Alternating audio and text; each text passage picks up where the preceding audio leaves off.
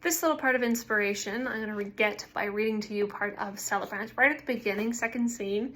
And then I'll tell you more about how I got the inspiration for this particular little detail. Here we go. Lance Carraway nearly hit his head as he passed through a small door at the back alley pub. The entrance had once been topped by an ornate arch, but a fight or a siege long ago had smashed the top of the frame, leaving it short. Instead of replacing the arching shape of the engraved dragons and horses, the owner had simply dropped a board across it. Entering now made a normal man feel like he was crawling between battlements. The unfriendly exterior deterred most visitors.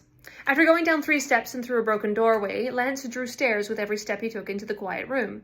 He avoided the eyes of the other occupants, not wanting to recognize anyone and be forced into conversation.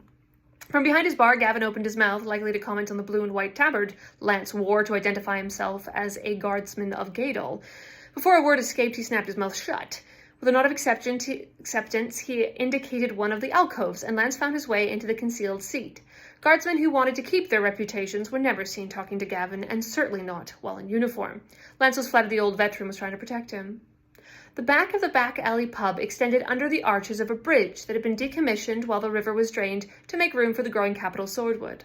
3 small alcoves expanded the room, and thanks to the grungy curtains over the openings, provided privacy. Left in peace, Lance took a seat in his alcove. So let's stop there.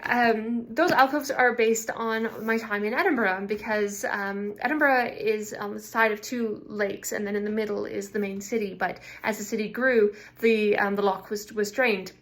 But the bridges that used to cross that loch to connect various parts of the town, people just built up under them, which meant you get these buildings next to a bridge column, and then they would just extend, like on the outside you couldn't tell. You'd walk in and it would just keep going, because it would go into these, and they were all vaults. They were these big arched spaces, and you could be in a pub or a club, anywhere really, and you'd come across these vaulted shapes that were basically the undersides of bridges that had been built back in the day when there was actually water where you stood. I thought it was such a neat little detail, and so I worked it into the book.